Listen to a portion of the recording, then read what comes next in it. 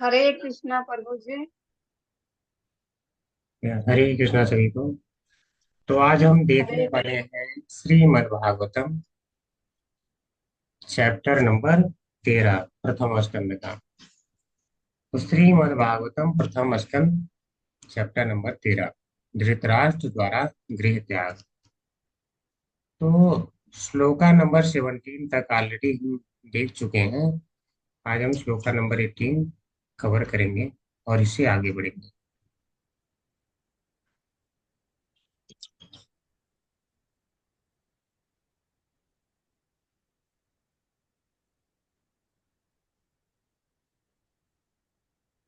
तो ये बार मंगलाचरण करेंगे। नारायणं नमस्कृत्य नारायणं नरं चैव नरोत्तमं नरं चैव नरोत्तमं देवीं सरस्वतीं व्यासं देवी सरस्वती व्यासं ततो जयमुदीरयेत्। ततो जयमुदीरये। नष्टप्रायेषु अभद्रेषु नष्टप्रायेषु भद्रेषु नित्यं भागवत सेवया नित्यं भागवत सेवया भगवती उत्तम श्लोके भगवते उत्तमश्लोके भक्तिर्भवति नैष्ठिके। भक्ति भवति नैष्ठिके।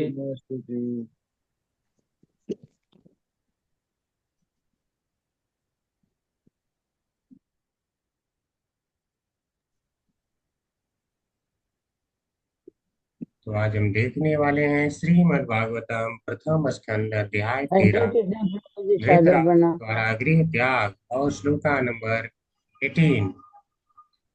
तो एक बार रिसाइट करेंगे श्लोक। विदुरस्ततया विप्रेत्य विप्रेत धृतराष्ट्रम् अभाषत। धृतराष्ट्रम् अभाषत। राजन्निर्गम्यताम् शीघ्रम् राजन्निर्गम्यतामसितं पश्येदं भयम् आगतम्। पश्ये भयम् आगतम्। विदुरस्ततया विप्रेत्य विदुरस्तदभिप्रेत धृतराष्ट्रम् अभाषत। धृतराष्ट्रम् अभाषत। राजन्निर्गम्यताम् शीघ्रम् राज्य निर्गतम राजन्निर्गम्यतां निर्गताम शीघ्रम् शीघ्रम पश्येदं भयम् आगतम्। पश्येदं पश्येदं भयम् आगतम्। विदुरस्ततया विप्रेत्य विदुर स्थित विवेक धृतराष्ट्रम् अभाषत। धृतराष्ट्रम् धृतराष्ट्रमाभाषत अभाषत। राजन्निर्गम्यताम् शीघ्रम् राज निर्गतम राजन्निर्गम्यतां यथा शीघ्रं शीघ्रम पश्येदं भयमागतम्। पश्येदं पश्य भय भयम् आगतम्। विदुरः महात्मा विदुर ने तत् वह अभिप्रेत्य ठीक से जानकर धृतराष्ट्र से आभाषत कहा। राजन ये राजा निर्गम्यताम कृपा करके बाहर निकले। शीघ्रम शीघ्र ही। पश्य देखो।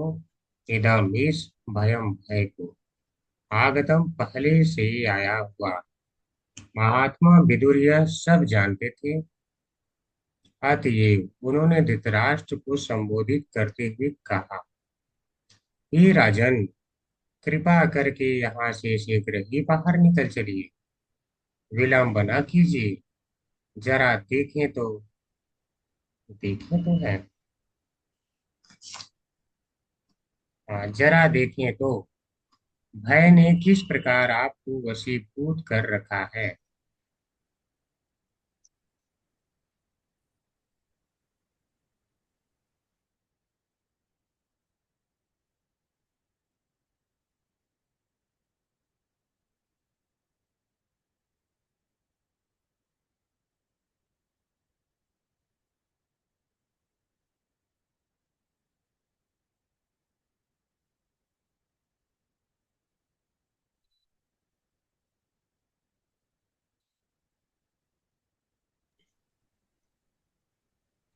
ओम नमो भगवते वासुदेवाय। ओम नमो ओम नमो भगवते भगवते वासुदेवाय। वासुदेवाय। नमो भगवते वासुदेवाय।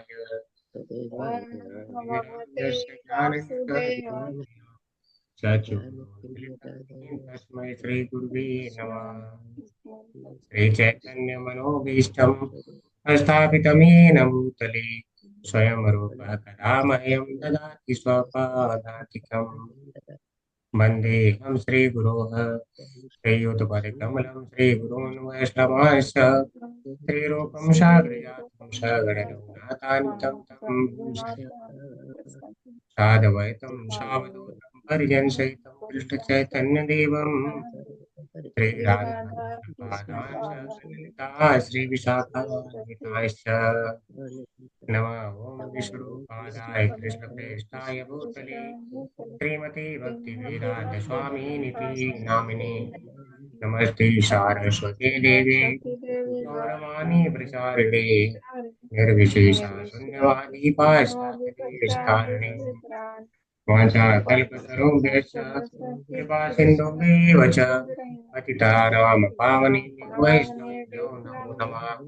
हे कृष्ण करुणा सिन्धु दीनबन्धु जगत्पते गोपेश गोपिकान्त राधाकान्त नमोस्तुते। तप्त कांचन गौरांगी राधे वृंदावनेश्वरी वृषभानुसुते देवी प्रणमामि हरिप्रिये। जय श्री कृष्ण चैतन्य प्रभु नित्यानंद श्री अद्वैत गदाधर श्रीवासादि गौर भक्तवृंद। नमो महावदन्याय कृष्ण प्रेम प्रदायते कृष्णाय कृष्ण चैतन्य नामनि गौर नमः। हरे हरे कृष्णा कृष्णा हरे हरे कृष्णा कृष्णा कृष्ण कृष्णा कृष्णा कृष्णा हरे हरे हरे हरे हरे हरे राम हरे राम राम हरे राम राम राम हरे हरे हरे राम हरे हरे हरे कृष्णा हरे हरे कृष्णा कृष्णा कृष्ण हरे हरे कृष्ण हरे हरे हरे राम हरे हरे राम राम हरे राम राम हरे हरे राम हरे हरे कृष्णा कृष्ण कृष्णा कृष्ण कृष्णा कृष्ण हरे हरे हरे हरे हरे राम हरे राम राम राम राम हरे राम हरे। हरे हरे कृष्णा सभी को। हरे हरे कृष्णा प्रभु जी।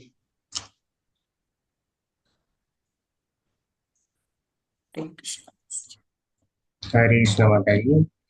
विदुरस्ततयभिप्रेत्य तत अभिप्रेते धृतराष्ट्रमभाषत विप्रेत्य धृतराष्ट्रमभाषत धृतराष्ट्रमवासत राजन्निर्गम्य तामशीघ्रम् राजनिर्गम्यतां शीघ्रं पश्येदम् पश्येदं भयमागतम्।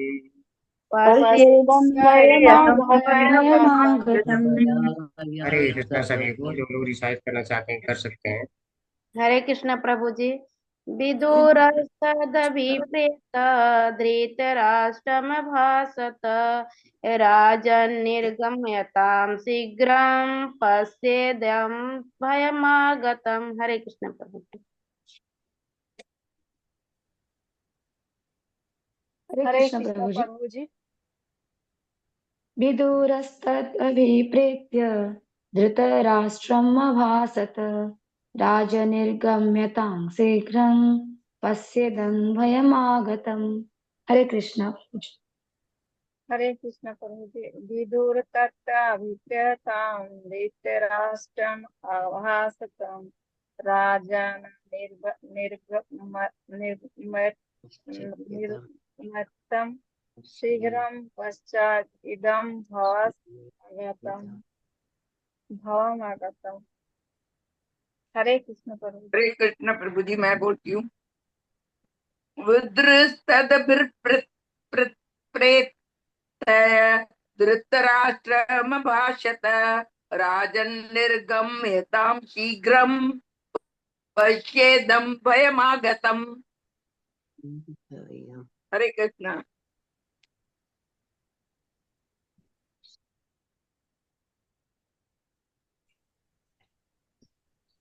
हरे ठीक। कृष्णा प्रभु जी। हरे कृष्णा विदुर सभी। जी माता जी पढ़ लीजिए। विदुरा तत्र अभिप्रेते धृतराष्ट्रम् अभाषतं राजन् निर्गय निर्गयं तां शीघ्रं पश्येत् इदं वयम्। हरे कृष्ण। हरे कृष्णा माता जी। तो ठीक है, हम इसका अर्थ और अब अच्छी तरीके से जानते हैं। तो हमने क्या इसके पहले देखा था कि सुखदेव गोस्वामी कह रहे थे, जो गृहस्थ हैं, जो घरेलू मामलों में अत्यधिक लिप्त रहते हैं, वो हमेशा यही सब सोचते रहते हैं। ठीक है, पोता पोती नाती घर बार कैसे आगे बढ़ूंगा, बहुत ही चीजों में लिप्त रहते हैं। तो उन्हें बताए हैं कि जो दुष्टर सनातन काल अनजाने ही धर दबोचता है, अर्थात काल धीरे धीरे उन्हें दबोच लेता है और वो समझ नहीं पाते हैं। ठीक है, इसकी हमने कल अच्छे तरीके से व्याख्या कर दिया था। तो उन्हें तो काल दबोच लेता है। तो कह रहे हैं कि इस बात को, कि काल जो अगर लिप्त है इस संसार में, उसको दबोच लेगा। तो अगला प्रश्न आता है, क्या जो इस संसार में लिप्त नहीं है, क्या उसे काल नहीं दबोचेगा? ठीक है, इसका उत्तर हम बाद में जानेंगे। तो पहले यह जानिए, जो सांसारिक मामलों में अगर उलझा है तो उसे काल दबोच ही लेगा। तो यह बात विदुर जी अच्छी तरह से जानते थे। तो यह बात कौन कर रहा है, यह श्लोक, यह वाला श्लोक कौन कह रहा है? कोई बता सकता है?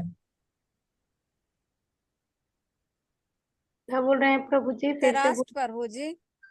यह श्लोक कौन कह रहा है, यह वाला 18वां श्लोक? धृतराष्ट्र प्रभु जी। माता जी वह तो नहीं कह रहे हैं, उन्हीं के लिए तो कहा जा रहा है। विदुर विदुर कह रहे हैं, सूत विदुर कह रहे गोस्वामी हैं। कह रहे हैं। विदुर भी नहीं कह रहे हैं। सूत गोस्वामी कह रहे हैं। कह रहे हैं हाँ, या तो आप सूत गोस्वामी कहिए या तो कहिए कि या सुखदेव शुक्रदेव शुक्रदेव। ठीक है। सुखदेव गोस्वामी तो जी सूत गोस्वामी शौनक आदि से कह रहे हैं। जी। तो सूत गोस्वामी कह रहे हैं कि शौनक आदि हे ऋषियों, यह जान लो कि इस बात को विदुर जी अच्छी से जानते थे कि जो भौतिकता में लिप्त रहते हैं, काल उन्हें अनजाने ही दर्द पूछता है। ठीक है, और इस बात को वह जानते थे महात्मा विदुर। इसीलिए कह रहे हैं विदुर, यानी महात्मा विदुर। तत्, वह तत् यानी वह क्या, वह जो काल दबोच लेता है, वह चीज अभिप्रेत ठीक से जानते थे। जानते तो सारे हैं। ठीक है, हम तो कहेंगे जो भक्ति कर रहा है उसे भी दबोच लेता है, इसका मतलब हम नहीं जानते। ठीक है, इसका मतलब हम नहीं जानते, लेकिन वह ठीक से जानते थे कि जो घरेलू मामलों में आसक्त है उन्हें दबोचता है। तो इसीलिए किससे कहा उन्होंने, बता रहे हैं कि तब विदुर ने किससे कहा, आगे वार्ता किया, धृतराष्ट्र में भाषित, यानी धृतराष्ट्र से कहा। इसका मतलब विदुर जी क्या जान रहे हैं, यहाँ पे सबसे ज्यादा आसक्त है धृतराष्ट्र, ऐसा वह जान रहे हैं कि यह सबसे ज्यादा आसक्त है, इन्हीं इनकी आसक्ति से मुझे मुक्त करना ही होगा। ठीक है, क्योंकि नाम है धृत राष्ट्र, कस के पूरे राष्ट्र को पकड़ रखे हैं। आज तक पकड़ नहीं पाए, राजा वास्तव में कभी बन ही नहीं पाए। ठीक है, लेकिन पकड़ रखे हैं, इतनी माया में आसक्त है। अभी आगे आप देखने वाले, इनका कंडीशन कितना खराब है, और फिर भी छोड़ के नहीं घर जा रहे हैं कि अब तो संन्यास ले लें। ऐसा नहीं है। ठीक है, वानप्रस्थ हो जाए, संन्यास ले लें, ऐसा कोई विचार ही उनके मन में नहीं आ रहा है। तो अंत समय में विचार तो आ ही जाना चाहिए। तो इस बात को वह जानते थे, इसलिए कहे। तो क्या कहे, कर राजन निर्गम्य ताम शीघ्रम। हे राजन, हे राजा। अब कहने का तरीका देखिए, कटाक्ष। हे राजा, निर्गम्यताम, कृपा करके बाहर निकलिए अब यहाँ से। कैसे? शीघ्रम, अब तो निकल लो। ठीक है, राजा कह रहे हैं, जबकि वो राजा कभी बन ही नहीं पाया। ठीक है, इससे यह भी कहना चाहते हैं कि राजा तो आप कभी बन नहीं पाए, जिससे आप सबसे ज्यादा आसक्त थे। ठीक है, आप अपने पुत्र को चाहते थे राजा बनाना, उसको बना नहीं पाए, जिससे आसक्त थे। तो अभी भी आप अपने आप को ही राजा समझ रहे हो। जो कभी बन ही नहीं पाए। तो कह रहे हैं पश्येदम, देखो। पश्य मीन्स देखो, इदम इसे देखो, इस भय को देखो। कौन सा भय है? जो काल रूपी भय है। तो बोल रहे हैं उस भय को देखो। भयम आगतम, वह भय आ गया है, वह आ चुका है। ठीक है। तो कह रहे हैं कि आते उन्होंने धृतराष्ट्र को संबोधित करते हुए कहा, हे राजन, कृपा करके यहाँ से शीघ्र ही बाहर निकल चलिए और विलंब न कीजिए। शीघ्र शब्द की व्याख्या कर रहे हैं, शीघ्र करिए। जरा देखो तो भय ने किस प्रकार आपको वशीभूत कर रखा है। यानी भय, आपके सामने वह भय आ चुका है, काल रूपी, जो आपको निगल जाएगा और उसके कारण अगर मुक्त नहीं हुए तो फिर से जन्म मृत्यु में फंस जाओगे। ऐसा यह समझा रहे हैं कि अगर नहीं निकल सके, इस भय से बच नहीं सके, तो फिर से जन्म मृत्यु में फंसोगे। तो इसलिए यहाँ से चलो, जल्दी निकलने का उपाय करो। ठीक है, देखिए, काल से बचने का उपाय है, तभी तो कह रहे हैं निकल चलो, अर्थात यहाँ से बच जाओगे। मान लो जैसे भूकंप आने वाला हो, तो कहेंगे देखो कितना बड़ा भय आ गया, हम मरने वाले हो, अर्थात यहाँ से निकल जाओ। अगर कहीं कोई निकल जाओ, इसका मतलब निकलने के बाद आप बच सकते हैं। यानी बार बार जो जन्म मृत्यु रूपी वो भय है, मृत्यु रूपी बार बार, वो नहीं आपको झेलना पड़ेगा। ठीक है, तात्पर्य में चलते हैं। हरे कृष्ण, आशा माता जी। हरे कृष्ण प्रभु जी। शिला प्रभुपाद की जय। शिला प्रभुपाद द्वारा क्रूर काल को किसी की परवाह नहीं रहती, चाहे वह धृतराष्ट्र हो या महाराज युधिष्ठिर ही क्यों ना हो। अतः बूढ़े धृतराष्ट्र को जो आध्यात्मिक उपदेश दिया गया वह उनसे कम आयु वाले महाराज युधिष्ठिर पर भी लागू होता था।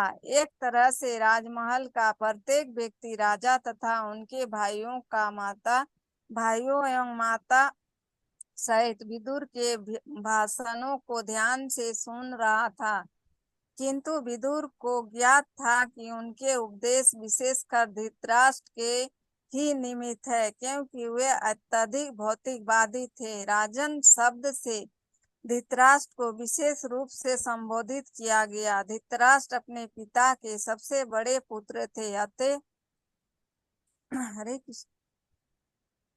अतः नियमों के अनुसार उन्हें हस्तिनापुर के सिंहासन पर आरूढ़ होना था, किंतु जन्मबद्ध होने के कारण वे अपने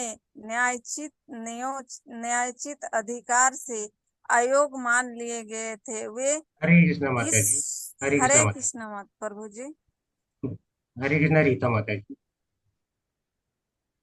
हरे कृष्ण प्रभु जी। हरे कृष्ण माता जी। सभी को दंडवत प्रणाम। शिल प्रभुपाद की जय। तत्पर शिल प्रभुपाद द्वारा वे इस शोक अवस्था को भूल नहीं पाए, किंतु अपने छोटे भाई पांडु की मृत्यु के पश्चात यह निराशा कुछ कम हो गई। उनके छोटे भाई अपने पीछे कुछ अल्पवयस्क पुत्र छोड़ गए थे, अतएव महाराज धृतराष्ट्र उनके स्वाभाविक अभिभावक बन चुके थे। किंतु उनकी हार्दिक अभिलाषा यह थी कि वे वास्तविक राजा बने और अपना राज्य दुर्योधन आदि अपने पुत्रों को हस्तांतरित कर दे। इन राजसी महत्वाकांक्षाओं को लेकर महाराज धृतराष्ट्र राजा बनना चाह रहे थे, अतः वे अपने साले शकुनी की सलाह से सभी प्रकार के षड्यंत्र रच रहे थे। किंतु श्री भगवान की इच्छा के संपूर्ण योजना असफल रही। वे अंतिम अवस्था में भी अपना सब कुछ, सारे परिजन तथा अपना संपूर्ण धन खोकर भी राजा बनने रहना चाहते थे, क्योंकि वे महाराज युधिष्ठिर के ताऊ जो थे। महाराज युधिष्ठिर ने अपना कर्तव्य समझकर महाराज धृतराष्ट्र की राजसी प्रतिष्ठा को बनाए रखा और महाराज धृतराष्ट्र सुखपूर्वक राजा बने रहने अथवा महाराज युधिष्ठिर के राजसी ताऊ होने के भ्रम में अपने गिने चुने दिन काट रहे थे। हरे कृष्ण माता जी। हरे कृष्ण प्रभु जी। हरे कृष्ण तारावली माता जी। हरे कृष्ण प्रभु जी। दंडवत प्रणाम। महात्मा विदुर महाराज धृतराष्ट्र के छोटे कर्तव्यनिष्ठ स्नेही भाई एवं एक साधु पुरुष होने के कारण उन्हें रोग तथा बुढ़ापे की नींद से जगाना चाह रहे थे। अतएव उन्होंने व्यंग्य पूर्वक महाराज धृतराष्ट्र को राजन कहकर संबोधित किया, जबकि वास्तव में वे राजा थे नहीं। हर व्यक्ति सनातन काल का दास है, अतएव कोई भी इस भौतिक जगत में राजा नहीं हो सकता। राजा का अर्थ है वह जो आज्ञा दे सके। एक सुप्रसिद्ध अंग्रेज राजा काल तथा ज्वार भाटा को आदेश देना चाहता था, किंतु काल तथा ज्वार भाटा ने उसकी आज्ञा का पालन करने से अस्वीकार कर दिया। अतएव इस भौतिक जगत में मनुष्य मिथ्या का राजा होता है, और महाराज धृतराष्ट्र को विशेष रूप से उनके मिथ्या पद का तथा उन वास्तविक भयानक घटनाओं का स्मरण दिलाया जा रहा था जो उस समय घट चुकी थी। महात्मा विदुर ने उनसे तुरंत ही इस अवस्था से बाहर निकल आने हेतु कहा। यदि वे तेजी से भरने वाली इस हरे कृष्ण, माइक बंद करो।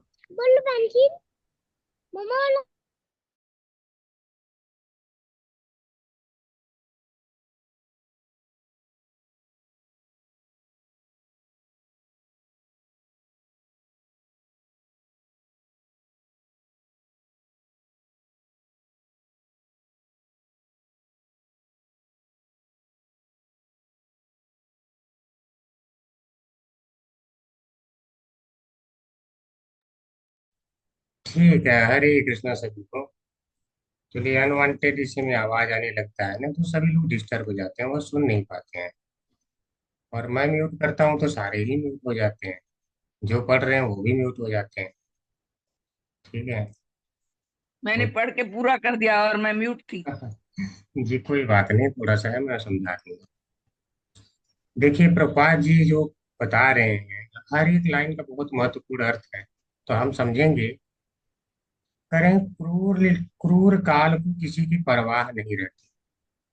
ठीक है, चाहे वह धृतराष्ट्र हो या महाराज युधिष्ठिर हो। देखिए, कौन है, उसको काल को कोई लेना देना नहीं है कि यह व्यक्ति है तो मुझे इसके साथ भेदभाव करना है, या अगला व्यक्ति है तो उसके साथ मुझे अलग तरीके से व्यवहार करना है। तो यहाँ पे अगर काल कहा जा रहा है कि धृतराष्ट्र को समझा रहे हैं, तो ऐसा नहीं कि केवल वहां पे धृतराष्ट्र ही समझ रहे हैं, वहां पे उनके परिवार के सारे लोग हैं, वह भी इस बात को सुन रहे हैं। लेकिन वह विशेष रूप से उन्हें कर रहे हैं क्योंकि वो ज्यादा आसक्त है। तो ऐसा हम नहीं कह सकते कि यह जो बात कह रहे हैं विदुर जी, यह हमारे ऊपर लागू नहीं होता। वास्तव में यह हमारे ऊपर भी लागू होता है। अगर हमने भी विलंब कर दिया और भगवान की भक्ति में नहीं लगे, तो एक दिन हो सकता है कि काल देर से दबोच ले। और जिस समय दबोचे, हो सकता है कि हमारी भावना उस समय कुछ और हो। ठीक है, तो हमें कोई गलत जन्म मिल जाएगा। भगवान इस बात को कहे हैं ना, कि जो जिस जिस भाव में अपने प्राण त्यागता है, वह उस भाव को प्राप्त करता है। और अंत समय में जो मुझे याद करके प्राण का त्याग करता है, वह मेरे शाश्वत धाम को प्राप्त करता है। अंत काले च मामेव स्मरण मुक्त कलिवरम यह प्रयाति स मद्भावम याति नास्त्यत्र संशय। ठीक है, तो ऐसा भगवान कृष्ण कहते हैं। तो अगर मान लीजिए कि भक्ति हम भी नहीं कर पाए और उसी समय काल ने दबोच लिया, तो क्या होगा? इस बार तो मृत्यु होगी, जो कह रहे हैं बार बार उन्हें मृत्यु दबोचती है। इसका अर्थ है इस बार दबोचेगी, अगली बार भौतिक शरीर प्राप्त होगा, फिर दबोचेगी, बार बार दबोचेगी। लेकिन जो भक्ति करते हैं उन्हें तो नहीं दबोच पाती। इसका अर्थ है कि उन्हें क्या है, स्वयं वह मृत्यु को जीत सकते हैं, स्वयं जीत सकते हैं। सोचिए, यहाँ तक कि आप देख सकते हैं, आ, जैसे कई सारे उदाहरण यहाँ शास्त्र में भी आते हैं। तो वहां पे हम देखते हैं कि हाँ, लोग जो है बाद में दोबारा उनको मौका मिलता है और फिर से जो है भक्ति करने के लिए भगवान छोड़ते हैं। तो जब भक्ति करते हैं तो उन्हें मिल जाता है आध्यात्मिक शरीर। ठीक है, आध्यात्मिक शरीर प्राप्त करने के कारण जो है बार बार वो मृत्यु से फिर बच जाते हैं। तो इसी के लिए करें जो भौतिकतावादी हैं उन्हें जो है वह दबोच लेती है, जो भक्त हैं उनको नहीं दबोच पाती। और इसके लिए वास्तव में एक श्लोक आता है, आप लोग देखेंगे जब दूसरा स्कंद पढ़ेंगे तो वहाँ पे तीसरे चैप्टर में 17वां श्लोक है। वहां पे लिखा है कि आयुर्हरति वै पुंसाम उदयन अस्तम चयन्नशो तस्य ऋते यत क्षणो नित उत्तम श्लोक वार्तया। इसका अर्थ होता है कि जो सूर्य है, सूर्य एक बार उगता है फिर डूबता है और लोगों की आयु भर लेता है। इस प्रकार नित्य प्रतिदिन लोगों की आयु भर रहा है और लोग क्या करने जाते हैं, देखने जाते हैं sunrise, what a beautiful scene. फिर रात में देखते हैं सनसेट, ये नहीं जानते कि उनकी आयु भर लिया उसने। सनसेट, उनकी जो आयु भी कुछ सेट हो गई है, इस बात को वो समझने में असमर्थ रहते हैं। लेकिन एक व्यक्ति है जिसकी आयु नहीं भर पाती, क्या कर रहे हैं कि उत्तम श्लोक वार्तया, जो उत्तम श्लोक वार्ता यानी भगवान श्री कृष्ण की कथाओं में रुचि लेते हैं और उनकी बातों में लगे रहते हैं, कथाओं में लगे रहते हैं। तो तस्य रीते, उन्हें छोड़कर, यानी उन्हें वह छोड़ देता है काम। क्यों छोड़ देता है? क्योंकि वह जो है इस शरीर में ही आध्यात्मिक हो जाते हैं, वह आध्यात्मिक सुख का आनंद अनुभव करने लगते हैं। तो यह जो है बताया गया है, तो सारी चीजें शास्त्र में प्रमाणित। लेकिन अगर हम कहेंगे नहीं हम तो भक्त बन गए हैं, अभी हम भक्त बने हैं कि नहीं बने हैं, इससे बस यही जानिए। भगवान भक्ति की परिभाषा बताते हैं, मत चित्ता मत गति प्राणा बोधयन्तः परस्परम कथयन्तश्च मामनित्यम् तुष्यन्ति च रमन्ति च। यानी उनके मत चित्ता, उनके चित्त केवल मुझ में ही लगे रहते हैं। मत गत प्राणा, उनके प्राण भी मुझ में ही समर्पित रहते हैं, मुझ में ही लगे रहते हैं। ठीक है, सोचिए, प्राण समर्पित कर देता है भक्त, अर्थात वह क्या सोचेगा भगवान के बारे में सोचेगा केवल, उसके अलावा कुछ सोचेगा ही नहीं। अबोधयन्तः परस्परम, अगर किसी से ज्ञान की बातें करता तो उस ज्ञान में मैं होता हूँ। कथयन्तश्च माम नित्यम, अगर नित्य कुछ कहता है तो उसमें कौन होता है? मैं, मेरे बारे में कहते हैं। और इस प्रकार से तुष्यन्ति च रमन्ति च, कह के एक दूसरे से संतुष्ट होते हैं और अंदर ही अंदर रमण करते हैं, अर्थात आनंद का अनुभव करते हैं। तो क्या हमारी ऐसी स्थिति आ गई है कि हम किसी क्षण नहीं भूल पा रहे हैं भगवान को, अनन्य भक्त हो गए हैं? तो नहीं। तो इसका अर्थ है यह श्लोक हमारे लिए भी है। तो जल्दी से जल्दी हमें जितनी अपनी भक्ति को दृढ़ कर सकते हैं उतना कर लेना चाहिए। ठीक है, सभी के लिए है। लेकिन यहाँ पर वो सुना किसे रहे थे? धृतराष्ट्र को सुना रहे थे, क्योंकि अत्यधिक भौतिकतावादी थे। तो जो भौतिकतावादी हैं उनको संभल जाना चाहिए। और राजन शब्द की व्याख्या कर रहे हैं, बोले राजन मेरे गम्य ताम शीघ्रम, हे राजन जल्दी यहाँ से निकल चलो। क्यों? क्योंकि वह अपने सबसे, उनके पिता थे, उनके सबसे बड़े पुत्र थे। ठीक है, तो सबसे बड़े पुत्र होने के कारण उन्हें सिंहासन मिलना चाहिए था, लेकिन अंधे थे तो नहीं मिला। लेकिन राजा अपने आप को मानते थे, राजा मानते थे, अंधे होने के कारण नहीं मिला। तो न्याय संगत नहीं था कि उन्हें दिया जाए सिंहासन, क्योंकि अगर इतनी भारी कमी है तो वह क्या न्याय कर पाए, अन्याय हो सकता है। तो पांडु को दे दिया गया था। तो वह उनके दिमाग में यह बात चलती रहती है, मुझे नहीं मिला शासन, मुझे नहीं। तो जैसे पांडु की मृत्यु होती है थोड़ा खुश भी होते हैं, खुश भी होते हैं। सोचिए, अगर खुश नहीं होते तो जो इनके बच्चे थे उनको ये मारने की कोशिश क्यों करते? क्योंकि ये चाहते तो वो तो मर गए, अब ये भी मर जाए तो मैं जो है निर्विरोध राजा बन जाऊंगा और फिर अपने पुत्र को यह ट्रांसफर कर दूंगा। लेकिन यह साथ में क्या थे, कह रहे हैं उनके स्वाभाविक अभिभावक बन चुके थे। पांडु की मृत्यु के बाद यह उनके स्वाभाविक, अर्थात जब जो घर में बड़ा है वही देखेगा, ध्यान रखेगा बच्चों का। तो ऐसे अभिभावक तो उनको डायरेक्ट मार भी नहीं सकते थे, इसलिए लेकिन इच्छा थी तो अब इच्छा थी तो क्या करते, अब शकुनी के साथ षड्यंत्र करते, जो इनका साला था उसके साथ षड्यंत्र करने लग गए कि अब किसी तरह से इनको अपने रास्ते से हटा दें। लेकिन भगवान की इच्छा से सारी योजना असफल रही। तो इसीलिए प्रभुपाद जी क्या कहते हैं, आपन सोची होत नहीं, प्रभु सोची तत्काल। ठीक है, तो प्रभु हमेशा जो सोच के रखे तो वही हुआ।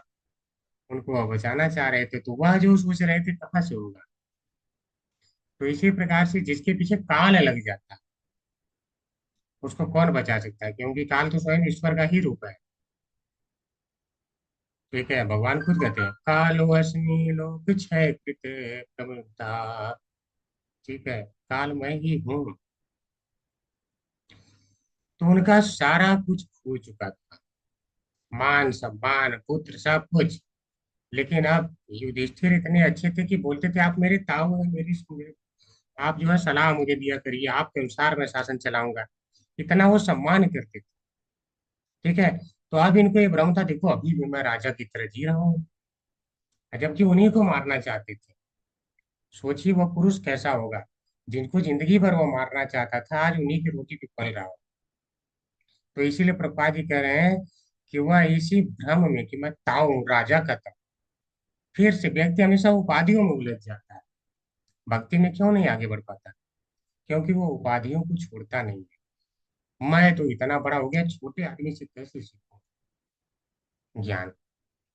ठीक है, मैं तो बहुत बड़ा अफसर हूँ, बहुत बड़ा हो गया, अब कैसे ज्ञान ले सकता हूँ, ये तो छोटा आदमी है ना। अजब की क्या है, महाप्रभु चैतन्य कहते हैं शूद्र से भी आप ले सकते हैं, वो अभी आपका गुरु बन सकता है। बस क्या होना चाहिए, जय कृष्ण तत्ववेता से गुरु है। ठीक है, अनिति वो विप्र की बान्यासी शूद्र के नय, जय कृष्ण तत्ववेदा विद्या से गुरु है। तो अगर शूद्र भी कृष्ण तत्व को जानने वाला तो अभी गुरु बन सकता है। तो हमेशा व्यक्ति जब तक उपाधियों में रहेगा तब तक उसकी भक्ति की तरफ जो है विचार नहीं जाएगा। भक्ति तो सारी चीजों से मुक्त होना पड़ेगा। अभी भी उसको अपने उस उपाधि से आसक्ति है कि मैं ताऊ हूँ।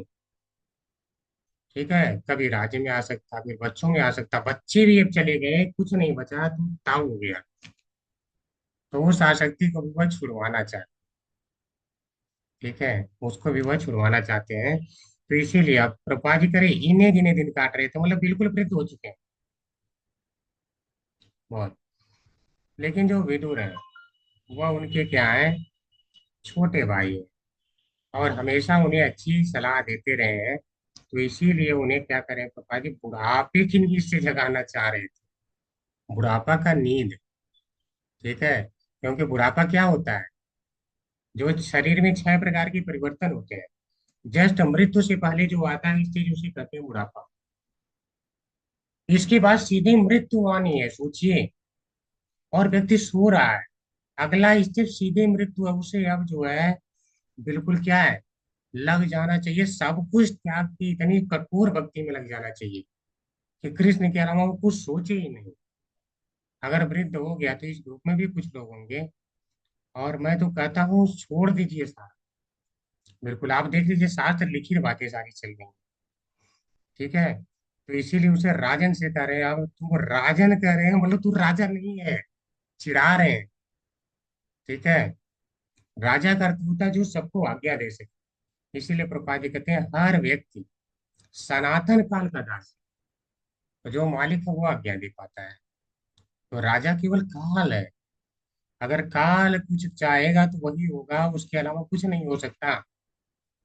और इसका अगर आपको प्रमाण देखना है तो आप देख लेना जाके कभी हॉस्पिटल में, और मैंने लाइव देखा है, लाइव।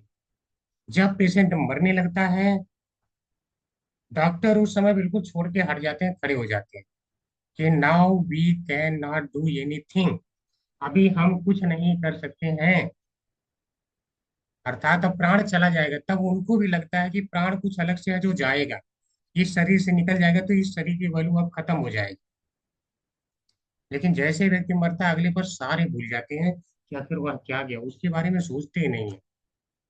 तो आत्म साक्षात्कार करना जरूरी है अगर हम चाहते हैं कि हमारा कल्याण हो सके तो सनातन काल को कोई आज्ञा नहीं दे सकता कि मैं आज्ञा देता हूं तुम रुक जाओ, इसकी मृत्यु ना हो।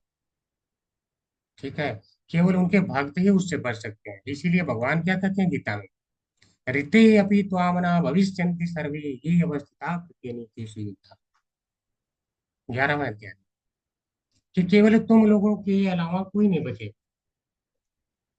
ठीक है, क्यों? क्योंकि इस समय मैं काल रूप में आया हूँ। कालो अस्मि लोक क्षेत्र प्रबुद्धा लोकान समाहर्तुम ईहा प्रबुद्ध। सबको मैं निगलने ही तो आया हूँ। जब काल का वश चलता है तो किसी का वश नहीं चलता है।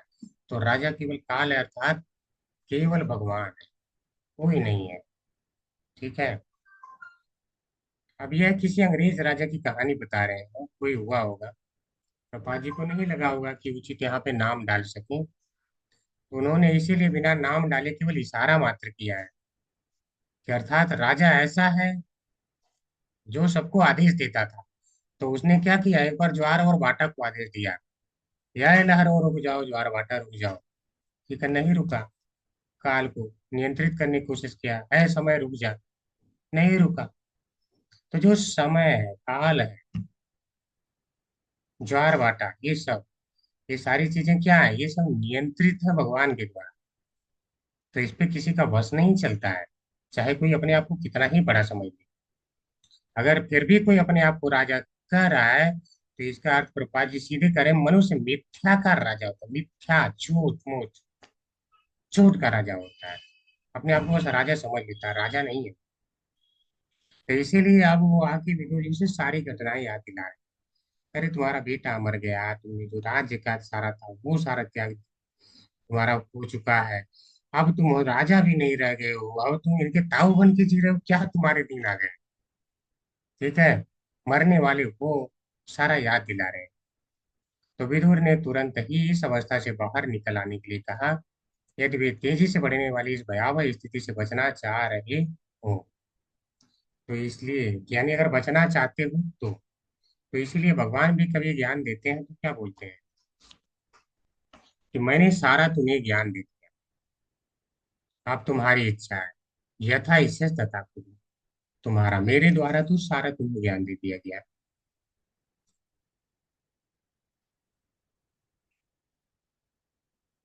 तो इन्होंने महाराज युधिष्ठिर से इस प्रकार नहीं कहा, क्यों?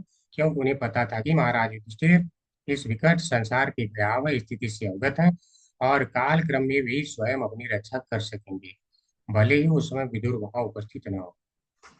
तो वास्तव में आप ये आगे के चैप्टर में देखने वाले हैं कि जैसे ही धृतराष्ट्र, अरे युधिष्ठिर के सामने यह बात आती है कि कृष्ण जी इस संसार से चले गए, जैसे ही बात आती है तुरंत क्या करते हैं, तुरंत राजपाट ऐसे ही परीक्षित महाराज को देते हैं, बोलते हैं हाँ मैं नहीं रुक सकता, तुरंत घर त्याग देते हैं, तुरंत। कृष्ण की इच्छा से कर रहे थे, जैसे कृष्ण अब नहीं रहे, नहीं करना है राज, चलना है कृष्ण के पास, तुरंत त्याग देते हैं। अर्थात उन्हें पता है, उनकी कोई आसक्ति ही नहीं है। तो यहाँ पे अगर कह रहे हैं तो ये धृतराष्ट्र के लिए करें। ठीक है, अगला श्लोक देखते हैं, एक बार रिसाइट करेंगे। प्रक्रिया न यस्य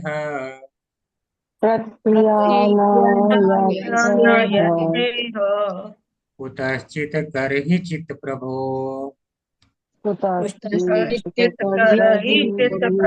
प्रभु स एष भगवान कालः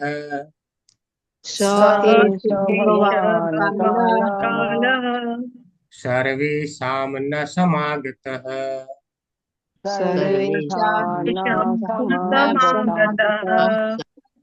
तो कह रहे हैं इस भौतिक संसार में, यानी इस भौतिक संसार में कोई भी व्यक्ति इस भयानक स्थिति का निराकरण नहीं कर सकता। अर्थात जो यह स्थिति भय आ गया है, काल रूपी भय आ रहा है मृत्यु के रूप में, उसका कोई निराकरण नहीं है।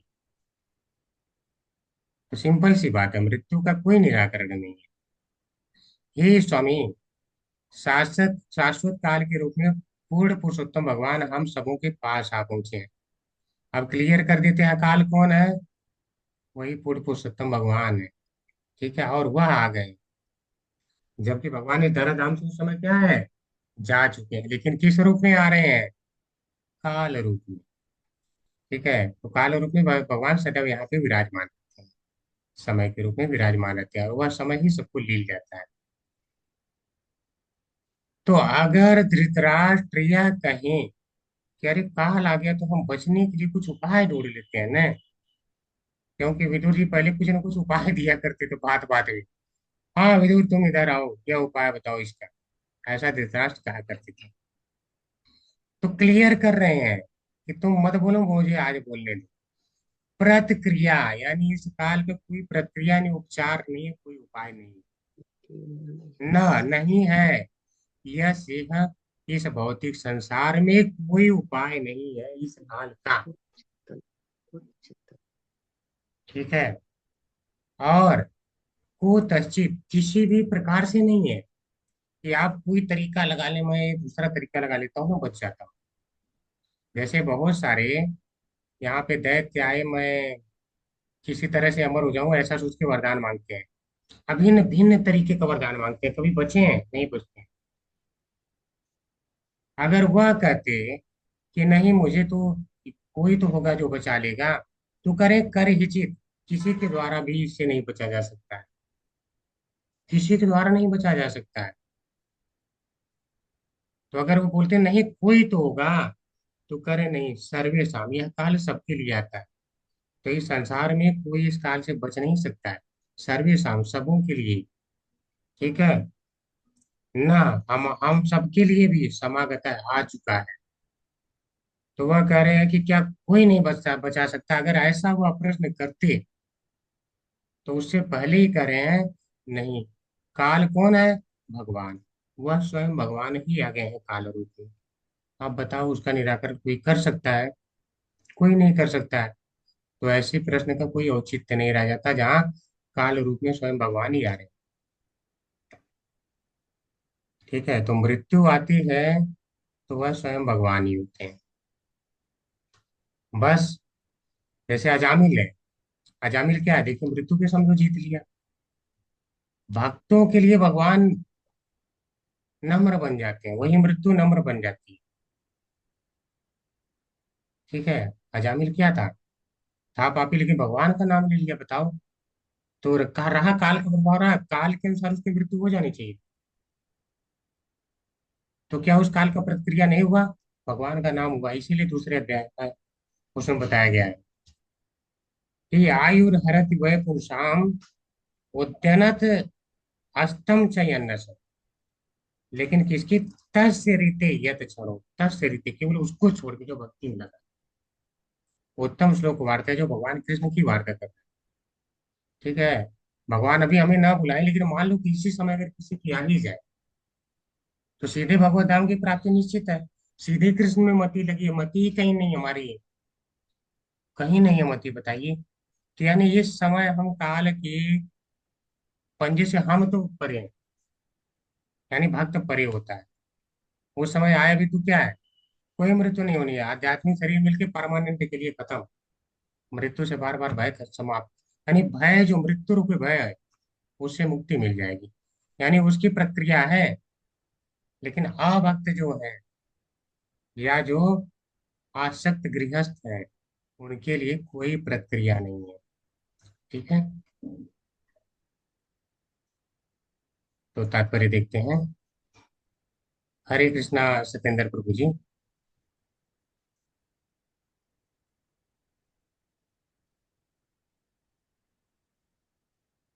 हरे कृष्णा सत्येंद्र प्रभु जी।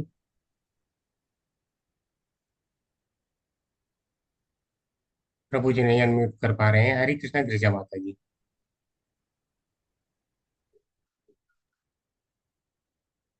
हरे कृष्णा प्रभु जी। जी माता जी, शील पढ़िए। प्रभुपाद की जय। तात्पर्य प्रभुपाद। ऐसा कोई बेहतर शक्ति ऐसी कोई बेहतर शक्ति नहीं है जो मृत्यु के क्रूर पंजे को रोक सके। किसी को चाहे कितना ही शारीरिक कष्ट क्यों ना हो, तब भी कोई मरना नहीं चाहता। आज की तथाकथित ज्ञान की वैज्ञानिक प्रगति के समय में भी न तो बुढ़ापे का कोई उपचार है न मृत्यु का। वृद्ध अवस्था क्रूर काल द्वारा दी गई मृत्यु के आगमन की सूचना है और कोई भी शाश्वत काल के बुलावे को या परम निर्णय को स्वीकार करने से इनकार नहीं कर सकता। ये सब धृतराष्ट्र को बताया जा रहा था क्योंकि हो सकता है कि वे विदुर के इस आसन भयावह स्थिति से निपटने के लिए कोई उपचार ढूंढ निकालने के लिए कहे, जैसे वे इसके पूर्व इस बार कह चुके थे। किंतु आज्ञा देने से पूर्व विदुर ने धृतराष्ट्र को सूचित किया, प्रभु जी थोड़ा सूचित किया कि इस जगत में इसका किसी के पास या किसी साधु से कोई उपचार प्राप्त नहीं हो सकता। और चूंकि इस बौद्धिक जगत में ऐसी कोई वस्तु नहीं है, अतः मृत्यु भगवान से अभिन्न है, जैसा कि स्वयं भगवान ने भगवत गीता में 10.34 में कहा है। इस बौद्धिक हरे कृष्णा माता जी। हरे कृष्ण प्रभु जी। हरे कृष्णा रक्षा माता जी। हरे कृष्ण प्रभु जी। शील प्रभुपाद की जय। शील प्रभुपाद के द्वारा इस भौतिक जगत में मृत्यु को ना तो किसी के द्वारा ना ही किसी साधन से रोका जा सकता है। हिरण्यकशिपु अमर होना चाहता था और उसने उग्र तपस्या की थी जिससे सारा संसार थरथरा रहा था, और ब्रह्मा स्वयं उसे ऐसी उग्र तपस्या से विरत कराने के लिए उसके पास गए थे। हिरण्यकशिपु ने ब्रह्मा से यह वर मांगा कि वह अमर हो जाए, किंतु ब्रह्मा ने कहा कि वे स्वयं सर्वोच्च लोक में रहकर भी मृत्यु के अधीन हैं, अतः वे उसे अमरत्व का वरदान कैसे दे सकते हैं। अतः इस ब्रह्मांड के सर्वोच्च लोक में भी मृत्यु है। फिर अन्य लोकों के विषय में तो कहना ही क्या, जो गुणता में ब्रह्मा के आवास के ग्रह ब्रह्मलोक से कहीं निम्न कोटि के हैं। जहाँ कहीं भी सनातन काल का प्रभाव है, वहीं जन्म, रोग, बुढ़ापा तथा मृत्यु, इन कष्टों की श्रृंखला का अस्तित्व है, और ये सारे अपराजेय है। हरे कृष्ण। हरे कृष्णा माता जी। तो क्या प्रभुपाद जी बता रहे हैं, ऐसी कोई बेहतर शक्ति नहीं है जो मृत्यु के क्रूर पंजे को रोक सके। तो क्यों नहीं रोक पाते हैं? कृष्ण भगवान क्लियर कर दिए हैं गीता में 7वें अध्याय में। क्या कहे हैं कि मत्तः परतरम न किंचित अस्ति धनंजय। मत्तः परतरम यानी मुझसे श्रेष्ठ कोई अन्य है ही नहीं। अब बताइए, अगर जिसको रोकना है तो रोकने वाला तो व्यक्ति उससे श्रेष्ठ होना चाहिए। और कृष्ण जी क्लियर करें, मत्तः परतरम नान्य किंचित अस्ति धनंजय, मुझसे तो कोई श्रेष्ठ ही नहीं है। तो अब बताइए कौन रोक सकता है? कोई मृत्यु से किसी को रोक नहीं सकता है, चाहे कोई कितना भी कोई उपाय कर ले। आजकल लोग, वैज्ञानिक लोग क्या बोलते हैं, मृत्यु तो नहीं रोक पाते, बोलते हैं बुढ़ापे का उपचार कर लेंगे। लेकिन क्या बुढ़ापे तक कर पाते हैं? यहाँ से चमड़ी काट के वहां लगाते हैं, वहां से काट के वहां लगाते हैं। झुर्री को एक जगह से, हर जगह से हटा के एक जगह सिकोड़ के रख देते हैं, वहां कपड़े से ढक देते हैं। लेकिन क्या मृत्यु को रोक लेते हैं? अंदर जो पल पल मृत्यु बढ़ रही है, क्या उसे लोग रोक लेते हैं? उस भय को कोई नहीं रोक पाता है। अगर ऐसी आने लगी सिचुएशन, जब झुर्रियां आने लगी, वृद्धावस्था आने लगी, तो बस इसका समझ लेना चाहिए कि शाश्वत काल का बुलावा आ गया है। शाश्वत काल का अब आने वाला है, और आने वाला है तो इसे कोई अस्वीकार नहीं कर सकता। झुर्री छिपाने से कोई अस्वीकार नहीं कर सकता है। अगर बार बार इस शाश्वत काल के बुलावे से बचना है तो एक ही उपाय है, भगवान की शरण, भगवान की कथा। इसके अलावा और कुछ उपाय नहीं है।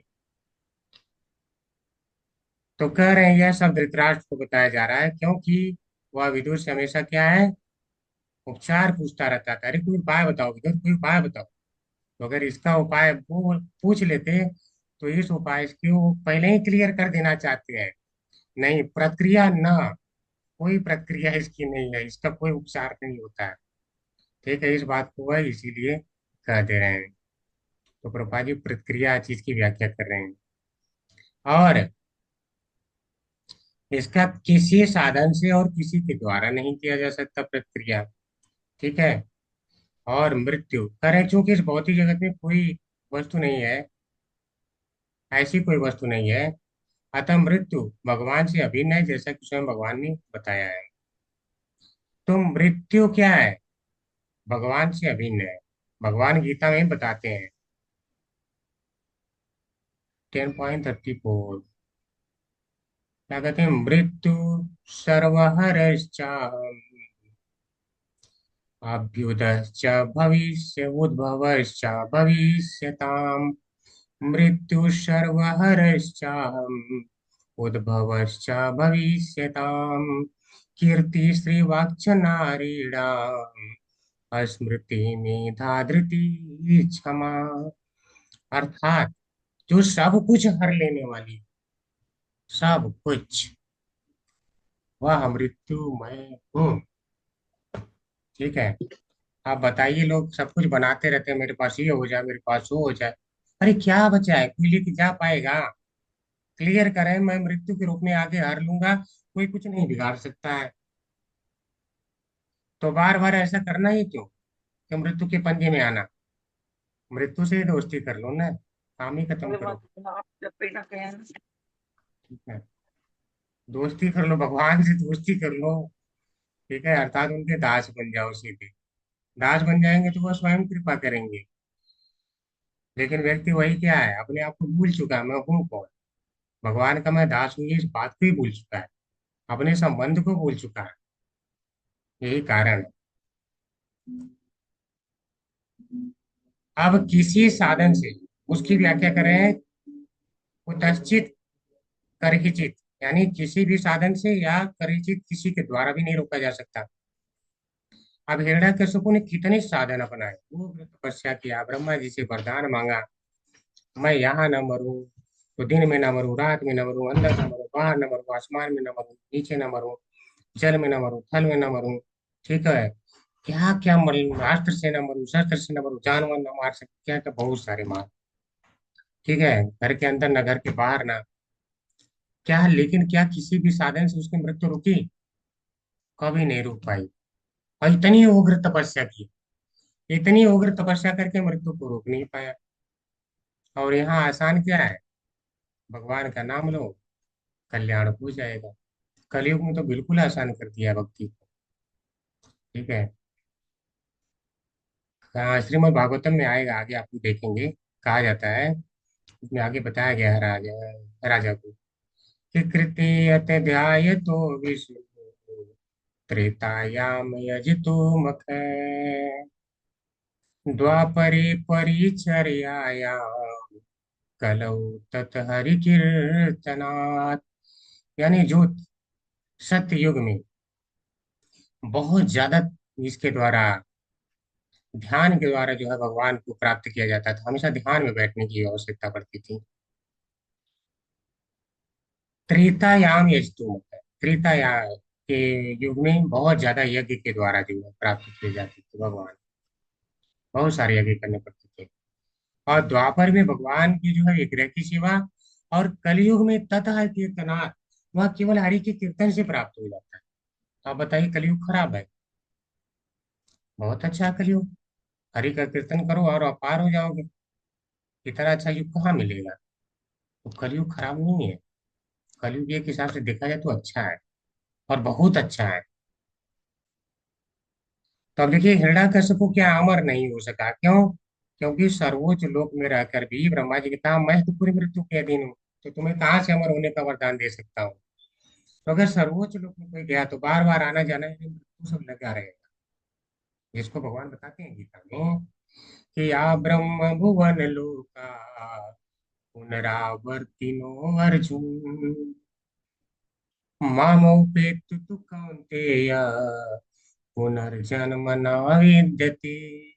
हे अर्जुन, ब्रह्म लोक तक के लोक में भी बार बार जन्म मृत्यु आना जाना तो लगा ही रहता है, और इससे छूटना तो केवल एक ही विधि, मामोपेत, मेरे धाम को प्राप्त करो। तो केवल मेरे धाम को प्राप्त करोगे तो आने जाने का झंझट समाप्त हो जाएगा, यानी बार बार जन्म मृत्यु से मुक्त हो जाओगे। तो अब बताइए, ब्रह्मा तक जो है इसके अधीन है, तो बाकी जो निम्न लोक हैं उन लोक में हम सोचेंगे अमर हो जाए तो कैसे हो सकते हैं? ऐसे मूर्खता नहीं कहेंगे तो क्या कहेंगे? तो इसीलिए कह रहे हैं जहां कहीं भी सनातन काल का प्रभाव है, तो जहां कहीं भी का मतलब हर जगह है, ठीक है, वहीं वहीं जन्म रोग बुढ़ापा तथा मृत्यु, इन कष्टों की श्रृंखला का अस्तित्व, और ये सारे अपराजित, यानी कोई इन चारों को रोक नहीं सकता। तो इन्हें चारों को रोकने के लिए, इनसे बचने के लिए हमें ज्ञान अर्जित करना होगा, ठीक है। तो इसका वही है, इसीलिए गीता में 13वें अध्याय में आता है। इसके लिए क्या करना है? अमानित्वमयादम्बित्वम शान्तिर्जवमेव च आचार्योपासनं शौचम स्थैर्यमयात्मविनिग्रह इन्द्रियार्थेषु वैराग्यम् अनहंकार एव च जन्म मृत्यु जरा व्याधि दुख दोषय अनुदर्शनम, यानी जन्म मृत्यु जरा व्याधि, इसको ये दर्शन का ज्ञान प्राप्त करो, इससे बचने का उपाय। और जाना कहाँ है? आचार्योपासनम शौचम, यानी पवित्रता के रूप में आचार्य के पास जाओ। आचार्य के पास जाना वही बताएं, और कोई बता नहीं सकता है। क्यों? क्योंकि आचार्य शास्त्र के अनुसार बताते हैं। ये नहीं बोलते हैं आचार्य कि मैंने यहाँ सुन रखा वहां सुन रखा है। जब सारा आपने सुन ही रखा है तो शास्त्र के अनुसार हुआ था, ठीक है। तो मैंने सुन रखा नहीं, जो चीज आप बोले उसका प्रमाण होना चाहिए। तो गुरु साधु शास्त्र, तो गुरु साधु भी शास्त्र के अनुसार चलते हैं, इसीलिए हमें गुरु और साधु की बात माननी होती है, ठीक है। तो शास्त्र में ये सब बातें उपाय बताई गई हैं, इससे बचा जा सकता है। तो हरे कृष्णा सभी को, यहीं पर हम विराम लेंगे। अगर यहाँ तक कोई प्रश्न है तो कर सकते हैं। हरे कृष्णा प्रभु जी, दंडवत प्रणाम। धन्यवाद प्रणाम माता जी।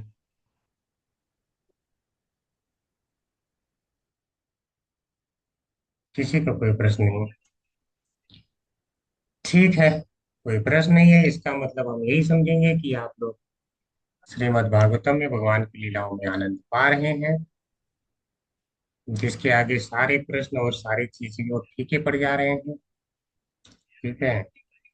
प्रश्न की संख्या ही खत्म हो जा रही है, तो भगवान की नहीं लीलाओं में वास्तव में आनंद है। ऐसा बात नहीं, आप समझा रहे हैं इतना अच्छा से। मैं माता जी वही प्रभुपाद जी का तात्पर्य ही बताता हूँ। तात्पर्य इतने अच्छे हैं, बस तात्पर्य को एक बार समझने की आवश्यकता रहती है। जी प्रभु जी। तात्पर्य से हम बाहर नहीं जाते हैं, तात्पर्य ही इतने अच्छे हैं। अगर आज बस मैं किसी से सुन रखा हूँ, आप लोगों को समझा रहा हूँ, उन्होंने हमारे आचार्य से सुन रखा है, वो जो हमको समझाए, तो बस उस चीज को हम जब समझ लेंगे तो हमें उससे बाहर जाने की आवश्यकता नहीं है। प्रभुपाद जी ने जितनी बातें दिया है उतना बहुत पर्याप्त है, हमें इस भवसागर से ले जाने के लिए पर्याप्त है, बस समझने की आवश्यकता है। इसके बाद सारे ही प्रश्न समाप्त हो जाते हैं, सारे, केवल रह जाती है तो भक्ति, कृष्ण, कुछ नहीं बचता। ठीक है, तो सभी को भक्ति के लिए प्रेरित करते रहिए। जितने लोगों को आप जोड़ेंगे उतना ही भगवान भी खुश होंगे कि आप लोगों को बचा रहे हैं, इस भवसागर से, भवसागर रूपी जेल से बाहर निकाल रहे हैं। तो यह भगवान की बहुत अच्छी सेवा होगी। अपने ज्ञान के माध्यम से लोगों को जागृत करिए, अपने तक ज्ञान नहीं रखना, ठीक है। ये मायावादी करते हैं, हमें अपने तक नहीं रखना, हमें ज्ञान का प्रसार करना, भगवान की लीला, भगवान की कथा को हर एक घर घर तक पहुंचाना। तो इस प्रयास में लगे रहिए, आगे चलेंगे। वाञ्छाकल्पतरुभ्यश्च कृपा सिन्धुभ्यैव च पतितानां पावनेभ्यो वैष्णवेभ्यो नमो नमः। नमो नमः। अनंत कोटि वैष्णव वृंद की जय प्रभुपाद की जय। जय व्यास देव जय। जय जय जय। हरे कृष्ण सर। हरे कृष्ण हरे कृष्ण प्रभु जी दंडवत दंडवत प्रणाम। प्रणाम। हरे कृष्णा। हरे कृष्ण प्रभु जी सादर प्रणाम।